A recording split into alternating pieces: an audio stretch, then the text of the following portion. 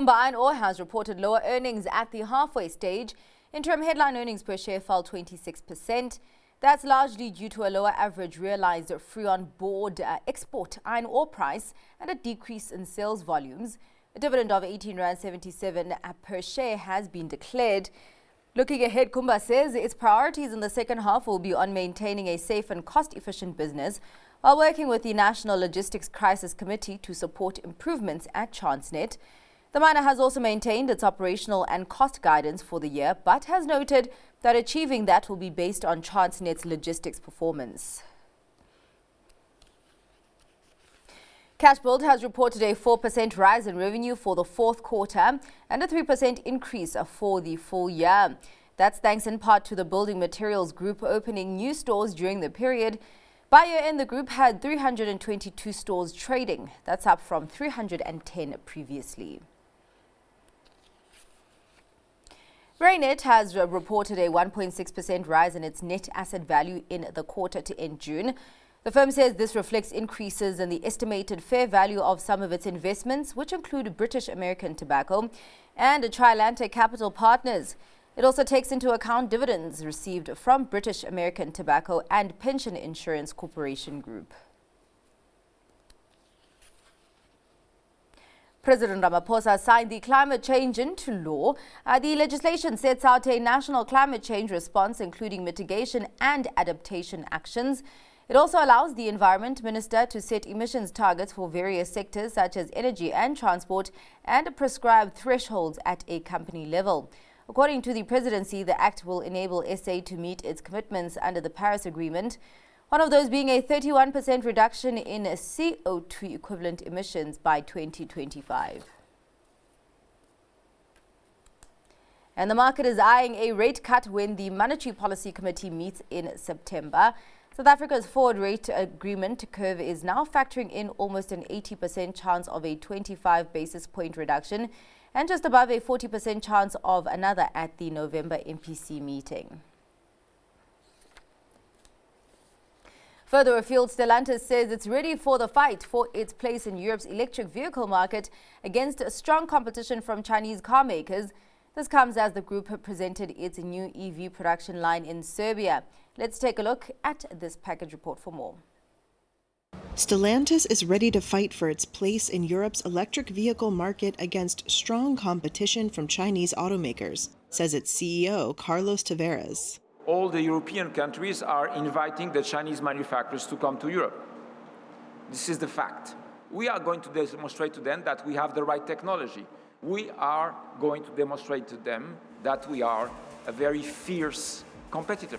Tavares made the comments as the group showed off its new EV production line in Serbia. We at Stellantis, we are ready for the fight. Serbia is pushing to become a key European supplier of sustainable raw materials, batteries, and electric vehicles. It signed a $206 million deal with Stellantis in 2022 for the production of an electric vehicle at its Kragujevac manufacturing plant, which is seen as a generator of growth for the entire region.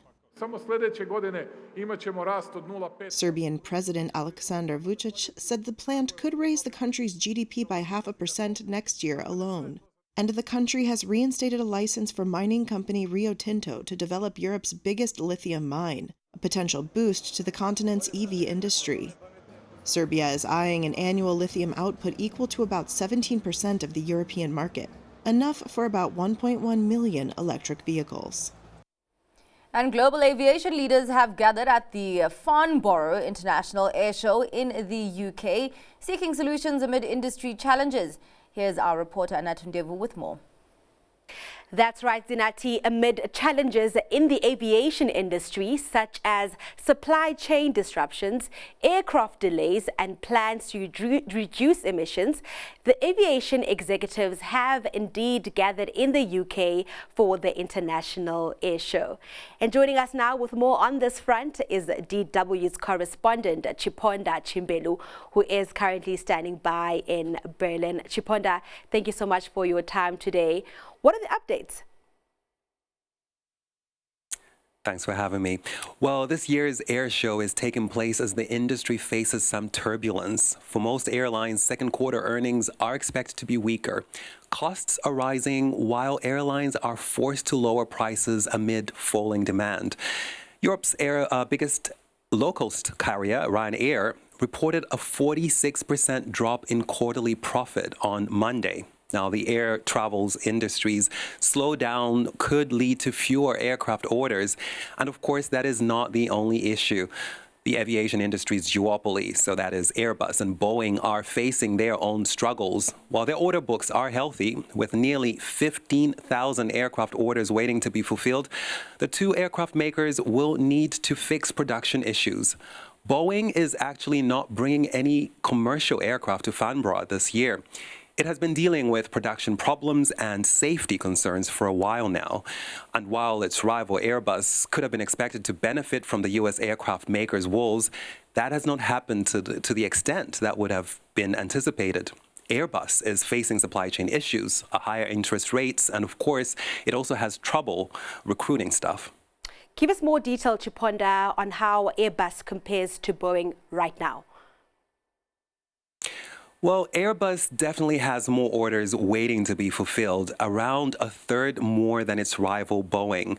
But experts say these numbers don't actually mean much because aircraft manufacturers only get paid when they deliver planes.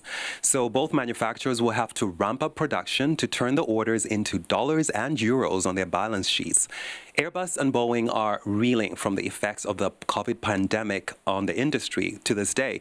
Many workers were let go, and now suppliers are still having trouble delivering parts. Now, that, of course, includes engine parts, components needed to build plane frames, and even parts for cabin interiors. Aviation experts say the industry's supply chain has been overstretched for many years. And because of the duopoly, many suppliers work for both Boeing and Airbus, so that means that both of these companies are affected by similar supply chain issues. Now, the fact that newer planes aren't making it to the market as fast as they should also means aircraft makers are competing with airlines for some parts, like the ones needed to make cabins, for instance. And lastly, Chiponda, considering the effects that you make mention of there, what is then the outlook for the industry? The global demand for commercial aircraft is expected to hit 44,000 planes over the next 2 decades, according to Boeing, which released its annual commercial market outlook last week. The U.S. plane maker expects the number of passenger and cargo aircraft to nearly double by 2043. And Boeing says the global commercial fleet will lag behind air traffic growth. So airlines will continue to boost productivity by increasing load factors and using more airplanes for more hours a day. Air travel, of course, has returned to pre-pandemic levels, which were seen in 2019, but 20% of the current routes are actually new. And in terms of growth, Boeing expects Eurasia, North America, and China to lead demand for new planes. And of course, a lot of that will be riding on how Airbus and Boeing perform over the coming years. And of course, whether new market players emerge to meet the growing demand. Well, let's leave it there for now. Chiponda, thank you so much for those updates. That was Deutsche Welle's Chiponda Chimbelu.